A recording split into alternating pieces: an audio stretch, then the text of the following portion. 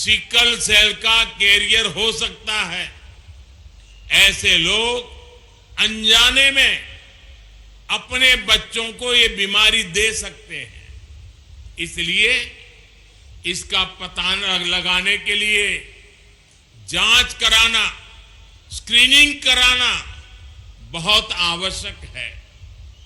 जांच नहीं कराने पर हो सकता है कि लंबे समय तक इस बीमारी का मरीज को पता नहीं चले।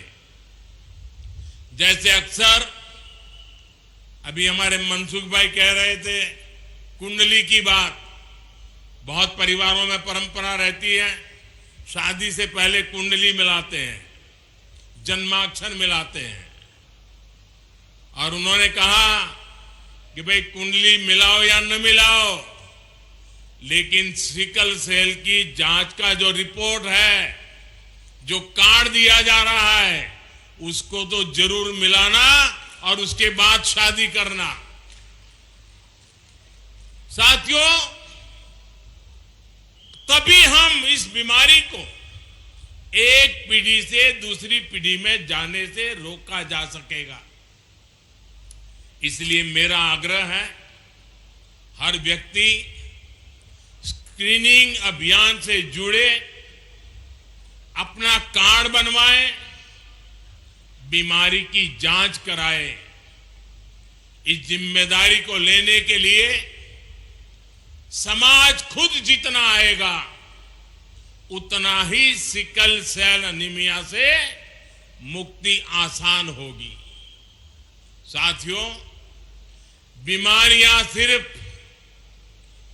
एक इंसान को नहीं, जो एक व्यक्ति बीमार होता है उसको ही सिर्फ नहीं, लेकिन जब एक व्यक्ति परिवार में बीमार होता है तो पूरे परिवार को बीमारी प्रभावित करती है। जब एक व्यक्ति बीमार पड़ता है तो पूरा परिवार गरीबी और विवशता के जाल में फंस जाता है। और मैं एक प्रकार से आपसे कोई बहुत अलग परिवार से नहीं आया, मैं आपके बीच से ही यहां पहुंचा हूं।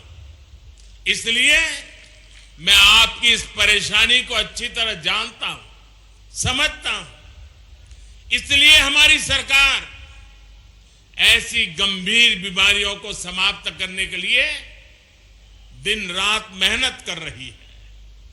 इन्हीं प्रयासों से आज देश में टीबी के मामलों में कमी आई है। अब तो देश 2025 तक टीबी को जड़ से समाप्त करने के लिए काम कर रहा है। साथियों, हमारी सरकार बनने के पहले 2013 में काला जार के 11,000 मामले सामने आए थे। आज ये घटकर 1,000 से भी कम रह गए हैं। 2013 में मलेरिया के 10 लाख मामले थे। 2022 में ये भी घटते घटते 2 लाख से कम हो गए। 2013 में कुष्ठ रोग के 1.25 लाख मरीज थे, लेकिन अब इनकी संख्या घटकर 70-75 हजार तक रह गई है। पहले दिमागी बुखार का कितना कहर था, ये भी हम सब जानते हैं। पिछले कुछ वर्षों में इसके मरीजों की संख्या में भी कमी आई है। ये सिर्फ कुछ आंकड़े नहीं हैं।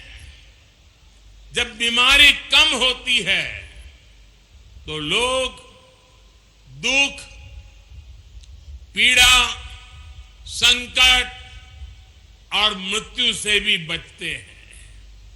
भाइयों और बहनों, हमारी सरकार का प्रयास है कि बीमारी कम हो, साथ ही बीमारी पर होने वाला खर्च भी कम हो। इसलिए हम आयुष्मान भारत योजना लेकर आए हैं, जिससे लोगों पर पड़ने वाला बोझ कम हुआ है। आज यहां मध्य प्रदेश में 1 करोड़ लोगों को आयुष्मान कार्ड दिए गए हैं।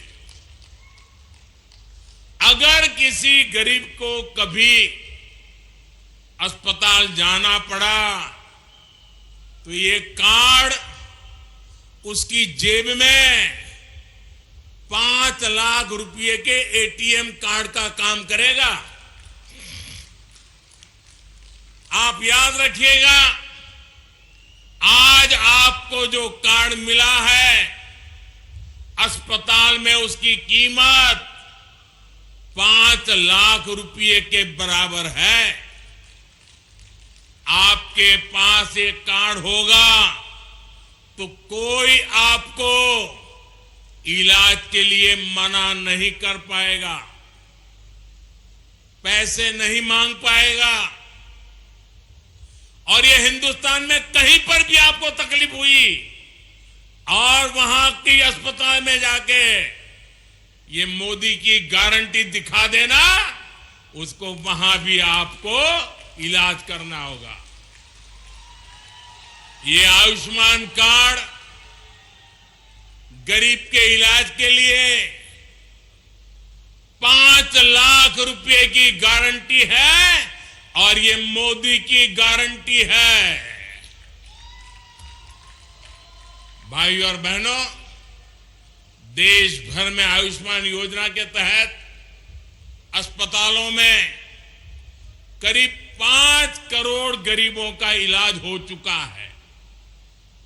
अगर आयुष्मान भारत का कार्ड नहीं होता तो इन गरीबों को